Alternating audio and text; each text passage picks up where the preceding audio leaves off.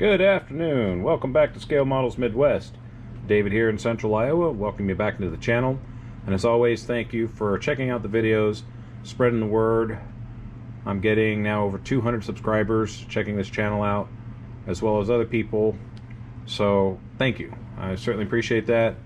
It makes me want to do even more and try even harder to build model kits. So thank you. Certainly appreciate it. As you see here, I've got it mocked up. It's by no means complete. I've got a few things I need to work on, and I'll be asking you for some suggestions as well. But as you can see, the paint laid down real nice. Again, this is the Tamiya TS19 Metallic Blue. I have a total of 4 coats of paint on this one. I had 2 light mist coats spread out over 10 minutes apart, let it flash, and then I put, after another 10 minutes flash time, a 3rd wet coat. And then I let that sit for about an hour, and then I put a final 4th wet coat on here, and then I just walked away from the kit. It's a little dusty. I've been sanding a little bit with some other stuff today, but later on today or tomorrow, I'll start wet sanding it using micro mesh polishing cloths. I've also got these little polishing pads.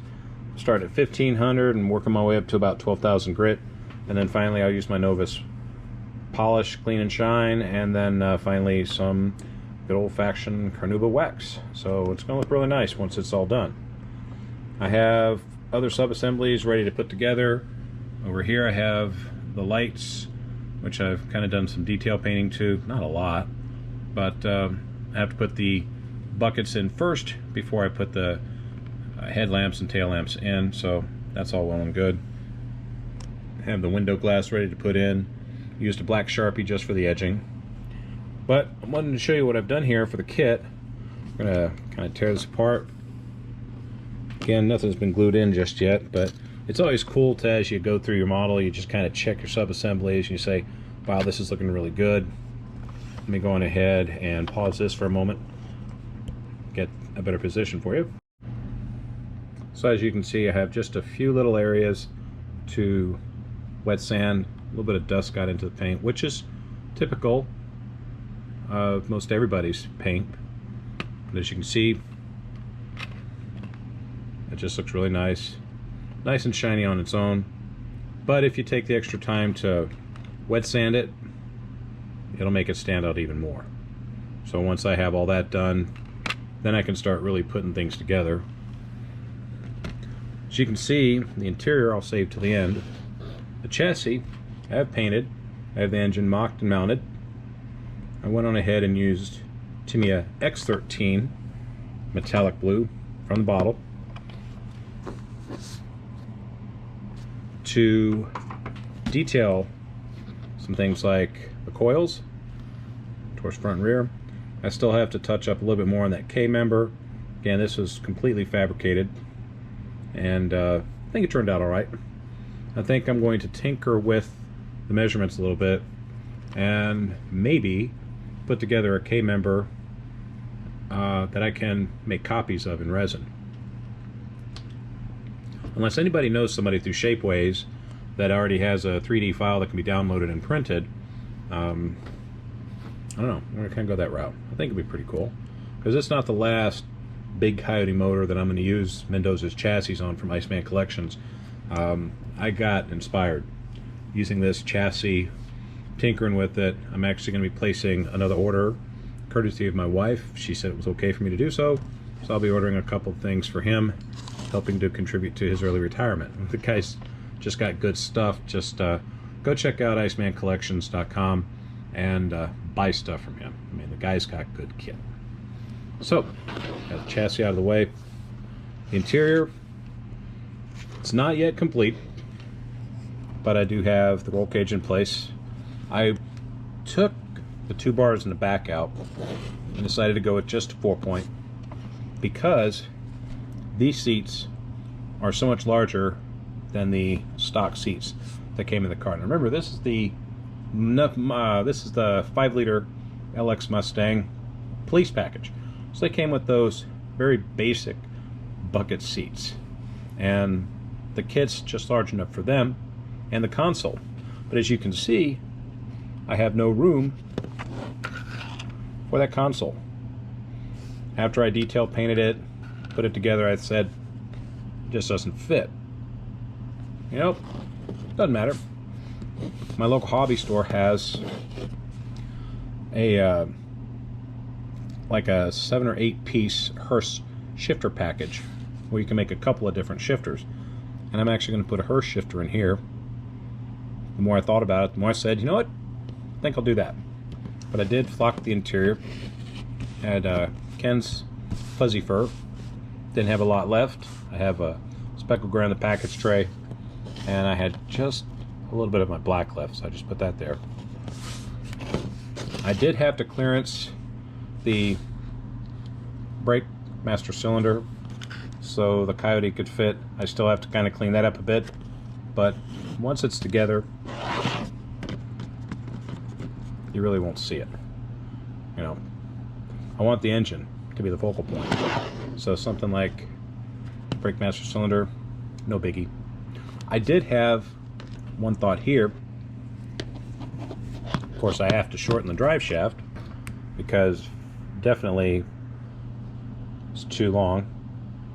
So I'll be doing that later.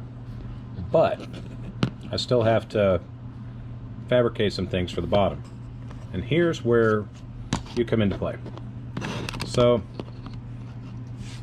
right here, I was thinking on using some of this, but I just think that it's just too small. Again, it's for the 5 liter. This is a 5 liter, but I just think that the pipes are a little too small. So I went on ahead and I stole from my Ertl 88 UPS Taurus side dumps because I thought, you know what, that looked kind of cool.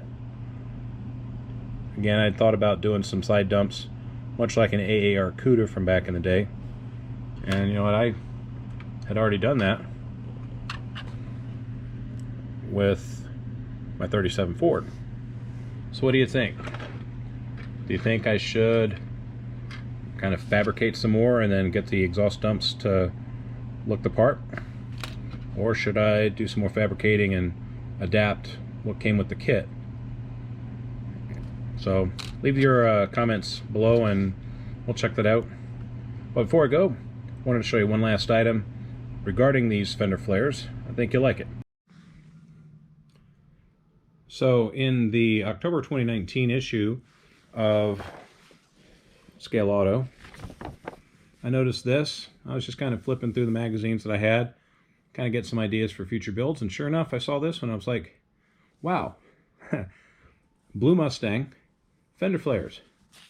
This one went all the way to page 36. It was at the NNL East that was held in Wayne, New Jersey back in April 2019.